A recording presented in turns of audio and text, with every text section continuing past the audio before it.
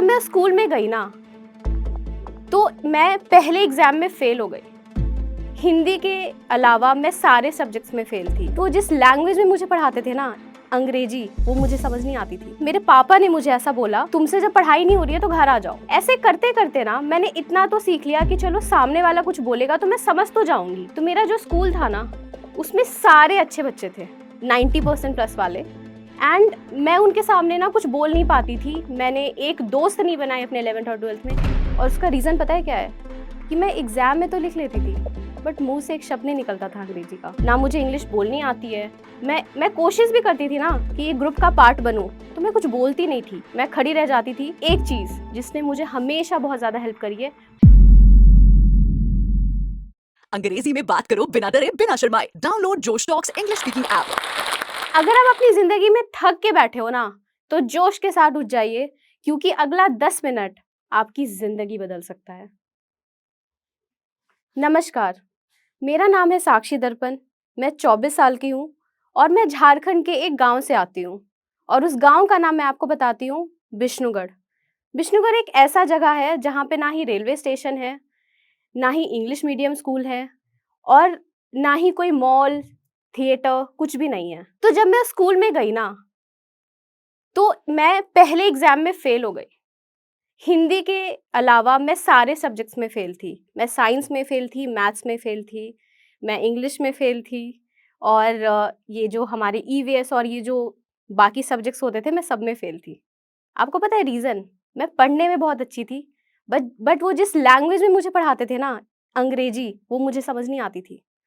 वो मुझे बोलते थे मैथ्स इंग्लिश में पढ़ाते थे, साइंस इंग्लिश में पढ़ाते थे, मुझे कुछ समझ नहीं आता था, इसीलिए मैं फेल हो गई।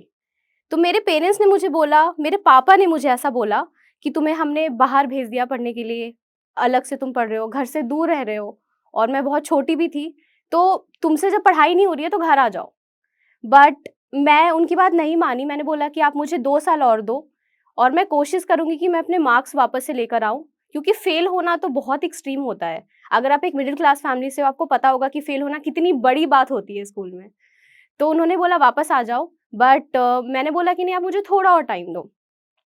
शुरू का 1 साल मेरे लिए बहुत स्ट्रगल भरा रहा। मैंने कैसे-कैसे करके अपना स्टैंडर्ड 6 पास किया।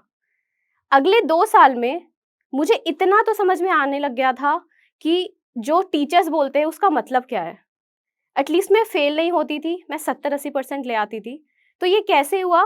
मैं हर दिन जब भी कोई टीचर कुछ बोलता था और मुझे कोई वर्ड नहीं आता था, मैं उसको अपने कॉपी में नोट करते जाती थी। बाद में जाकर डिक्शनरी में देख लेती थी और उस वर्ड का मीनिंग लिख लेती थी। ऐसे करते-करते ना मैंने इतना तो सीख लिया कि चलो सामने वाला कुछ बोलेगा तो मैं समझ तो जाऊँगी। अगर उसकी 100 में से मुझे 50 बातें तो ज़रूर समझ आएगी। तो फेल होने से स्टैंडर्ड 8 तक आते-आते मेरे 70% 80% आने लग गए थे। मेरे पेरेंट्स भी ठीक थे, चलो कम से कम फेल तो नहीं हो रही। ऐसे करते-करते मेरा बोर्ड्स आ गया, और बोर्ड्स आते-आते मुझे अपने इंग्लिश में, मैं बोल तो नहीं पाती थी, बट इतना हो गया था कि मैंने वापस से पढ़ने में हमेशा अच्छी थी, तो 10th क्लास में 95% से पास कर गई। जब मैं 11th में गई, तो मेरा जो स्कूल था ना, उसमें सारे अच्छे बच्चे थे, 90% प्लस वाले। एंड मैं उनके सामने ना कुछ बोल नहीं पाती थी। मैंने एक दोस्त नहीं बनाई अपने 11th और 12th में, और उसका रीज़न पता है क्या है?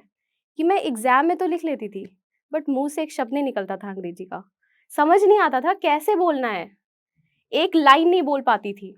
तो मेरे दोस्त ही नहीं बने, और कॉन्फिडेंस तो इतना ज़्यादा कम था कि मुझे लगता था सामने वाला मुझसे दोस्ती क्यों करेगा? ना मुझे इंग्लिश बोलनी आती है। मैं कोशिश भी करती थी ना कि ये ग्रुप का पार्ट बनूँ, तो मैं कुछ बोलती नहीं थी। मैं खड़ी रह जाती थी, 4 लोग बात करके निकल जाते थे और मैं खड़ी रह जाती थी। टीचर कुछ पूछता था, तो मैं इंग्लिश में, जस्ट बिकॉज़ क्योंकि मैं इंग्लिश में आंसर नहीं कर पाती थी, तो मैं आंसर ही नहीं करती थी। पूरे क्लास को लगता था शायद मैं बहुत एवरेज स्टूडेंट हूँ। बट 12th में भी मेरे 90% से ज़्यादा मार्क्स आए, और चलो मैंने कर ली। पेरेंट्स भी मेरे खुश थे कि चलो मार्क्स तो आ रहे हैं, और क्या चाहिए। उसके बाद मैंने बीकॉम लिया अपने कॉलेज में। पेरेंट्स आधे तो वहीं पे निराश हो गए थे कि बीकॉम कौन लेता है 90% करके। हमने तो सोचा था चलो तुम कुछ अच्छा करोगी, तुम्हें मेडिकल में इंटरेस्ट नहीं है, तुम्हें इंजीनियरिंग नहीं करनी है, तो चलो अब तुम सीए ही कर लो। तो जब मेरे कॉलेज का पहला दिन था, और उन्होंने, क्लास में एक टीचर आई, एक प्रोफेसर आया, और उन्होंने बोला कि चलो जिसको सीआर बनना है ना वो आ जाओ। CR class representative. जो बेसिकली क्लास मैनेज करता है, sort of like a monitor. तो मैं गई, मेरे साथ 6-7 बच्चे और आए थे और क्लास में 80-90 लोग थे। तो उन्होंने बोला चलो अपना इंट्रोडक्शन दो। अब इंट्रोडक्शन में 2 बातें बोलनी थी। हाय, माय नेम इज़ साक्षी दर्पण and I am from DPS Ranchi and I scored से 95% इन माय एग्जाम, और ऐसे 2-4 लाइनें और। मैं आई और मैं ऐसे फ्रीज़ हो गई।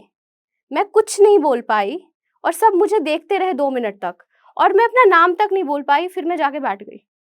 उस दिन मुझे ये समझ में आया कि साक्षी, तुम पेपर में कितने भी मार्क्स ले आओ, बट अगर तुम्हें लाइफ में कुछ करना है, तुम्हें दो लोगों से दोस्ती करनी है, तुम्हें अपने बारे में लोगों को बताना है, लोगों से सीखना है, मिंगल करना है, बोलने ही तो आना पड़ेगा। तो तब मैंने ठान लिया था कि इस बार ना मेहनत पूरी करूंगी, एग्जाम पे भी करूंगी, पढ़ाई पे भी करूंगी, बट उससे भी ज्यादा मेहनत करूंगी खुद पे और इंग्लिश बोलने पे। मुझे ना स्कूल की एक बात याद आ गई। तो जब मैं स्टैंडर्ड 6 में पहली बार गई थी ना बोर्डिंग स्कूल में, तो एक दिन मैं अपना बुक ले जाना भूल गई थी। टीचर ने खड़ा करवा दिया, जितने लोगों के पास बुक नहीं है आप खड़े हो जाओ। मैं खड़ी हो गई। उन्होंने मुझसे आके पूछा, साक्षी वेयर इज योर बुक? मैंने सोचा मन में कि यार मैं तो वो घर भूल गई हूँ, बट इसको मैं इंग्लिश में कैसे बोलूँ? That sir I lost my book, I forgot my book at home, I could not say that. तो मैं ना खड़ी रह गई। वो मेरे को पूछते रहे कि चुप क्यों हो, tell me where is your book. मैं 5 मिनट तक खड़ी रह गई और मैं शांति से खड़ी रही थ्रू आउट द क्लास, क्योंकि मैं बोल नहीं पाई इंग्लिश में that I forgot my book at home. ये कॉन्फिडेंस भी इतना डाउन था, हिंदी में बोलने की हिम्मत नहीं हुई, क्योंकि मुझे लगा सारे बच्चों को इंग्लिश आती है, मैं हिंदी में कैसे बोलूंगी। तो ये वाला जब इंसिडेंट मेरे साथ कॉलेज में दोबारा हुआ, जब मैं वापस खड़ी रह गई, तो आज उस दिन मुझे ये रियलाइज हुआ कि इस पे बहुत काम करने की जरूरत है, और अब वो टाइम आ चुका है। अगले 3 सालों में कॉलेज में मैंने एक क्लब ज्वाइन किया, और वो क्लब पूरे वर्ल्ड में है, 140 कंट्रीज में है, और वो पब्लिक स्पीकिंग एंड लीडरशिप में है। मैंने वो क्लब ज्वाइन किया और डे 1 से मैं लग गई। मैं हर दिन लिखती थी कि मुझे क्या बोलना है, उसको प्रैक्टिस करती थी मिरर के सामने, अपने आप को देखती थी, अपने आप से बात करती थी। 2-4 लोगों को अपना मेंटोर बना लिया था, उनको बैठाती थी, उनके सामने प्रेजेंट करती थी। उससे मेरी इंग्लिश भी अच्छी होती गई, उससे मेरा प्रेजेंटेशन भी अच्छा होता गया, उससे मेरा कॉन्फिडेंस भी बढ़ता गया। और ये करते करते मैंने पहली बार 10 लोगों के सामने कुछ बोला, बिना फंबल किए, बिना डरे, और उनसे स्टैंडिंग ओवेशन लिया। उससे 6 महीने से 1 साल के बाद मैंने 400 लोगों के सामने, जो कि इंडिया के थे और नेबरिंग कंट्रीज के थे, 5-6 कंट्रीज के थे, उन 400 लोगों के सामने मैंने वापस से एक स्मॉल स्पीच दिया था 5 मिनट का, बिना फंबल किए, बिना डरे, पूरी कॉन्फिडेंस के साथ। तो आपको अगर ऐसा लगता है ना कि यार मैं तो बोल ही नहीं पाता, मेरे अंदर तो कॉन्फिडेंस ही नहीं है, मेरे से तो होगा ही नहीं, होगा, बट आप लगे रहिए, आप कोशिश करिए, जरूर होगा, कोई नहीं रोक सकता। एक चीज मैं आपको बताती हूँ, जब मैं 11th क्लास में थी ना, तो तब हमारे पास वो स्मार्टफोन्स नहीं होते थे, मैं वो बटन वाला फोन यूज करती थी। तो मैं हर चीज डिक्शनरी में लिखती थी, नोट्स बनाती थी, और वहां से थोड़ा थोड़ा सीख लेती थी। बट आज की डेट में आपको तो वो भी करने की जरूरत नहीं है। आप नेटफ्लिक्स खोल लो, आप शार्क टैंक देख लो, बहुत सारी चीजें हैं, और आप बस सब टाइटल्स ऑन कर दो। जैसे जैसे सामने वाला कुछ बोले ना, उसको माइंड में नोट करते जाओ। एक चीज जिसने मुझे हमेशा बहुत ज्यादा हेल्प करी है, वो है माइंड में बात करने की। इनिशियली अगर मुझे किसी को कुछ बोलना है इंग्लिश में, तो मैं वो बोलने से पहले अपने दिमाग में ट्रांसलेट करती थी। आपको क्या लगता है, गूगल ट्रांसलेट आपकी हेल्प कर रहा है? बिल्कुल भी नहीं। अगर आप गूगल ट्रांसलेट यूज करते हो ना, तो आप छोड़ दो, ये आपकी आदत खराब कर रहा है, ये आपको ये इल्यूजन दे रहा है कि आपको आता है, बट आपको नहीं आता है। इससे लाख गुना अच्छा है कि आप दिमाग में ट्रांसलेट करो। टाइम लगेगा, हो सकता है 2-4 लोग आप में हंस दे, बट हमें क्या फर्क पड़ता है, हमें तो लर्निंग करनी है ना। कभी आपने अपने क्रश को प्रपोज करने का सोचा है? लड़की हो तो लड़के को, लड़के हो तो लड़की को, कितना बार प्रैक्टिस किया होगा ना। उसको लिखेंगे ये मैसेज, मैं उसको ऐसे बोलूंगा, मैं उसको ऐसे बोलूंगी। अब सेम प्रैक्टिस आप हर दिन करो। किसी को भी 2 शब्द भी इंग्लिश में बोलना है ना, वेटर को बोलना हो, फ्रेंड्स को बोलना हो, प्रोफेसर को बोलना हो, कलीग को बोलना हो, मैनेजर को बोलना हो, 2 बार ना मन में प्रैक्टिस कर लो।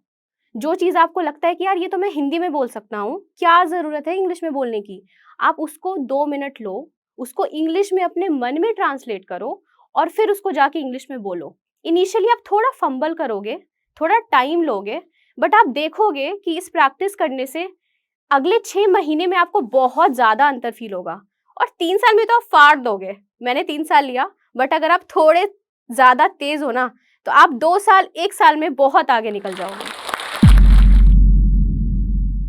It is said that when you educate a woman, you educate an entire generation. नारी सशक्तिकरण पर ये पंक्तियाँ हमारे दिल को जोश और हिम्मत से भर देती है। ऐसी ही हिम्मत भरी कहानी अभी हमने सुनी जोश टॉक्स पर और हमें उससे काफ़ी प्रेरणा भी मिली। ऐसी ही कहानी है लक्ष्मी जी की, जिन्होंने CS करके बड़े शहर में वो आए जॉब का सपना लेके, पर उन्हें यहाँ जॉब नहीं मिल पाई। पर उन्होंने हिम्मत नहीं हारी, जोश के साथ उन्होंने कम्युनिकेशन स्किल्स पर काम किया और आज एक बड़ी कंपनी में वो काम कर रही हैं। लक्ष्मी जी की ही तरह कई स्टूडेंट्स जैसे कि वैशाली जी, नीला, प्रणाली, आरती और उषा जी ने मिलके जोश स्किल्स के साथ विभिन्न स्किल्स जैसे कि spoken English, communication skills, personality development, finance, business building सीखकर आज अपनी अलग पहचान बनाई है। आज ही अपने जैसे लाखों स्टूडेंट के साथ भारत के number 1 spoken English learning app जोश स्किल्स ऐप के साथ अपनी इंग्लिश लर्निंग जर्नी शुरू करें।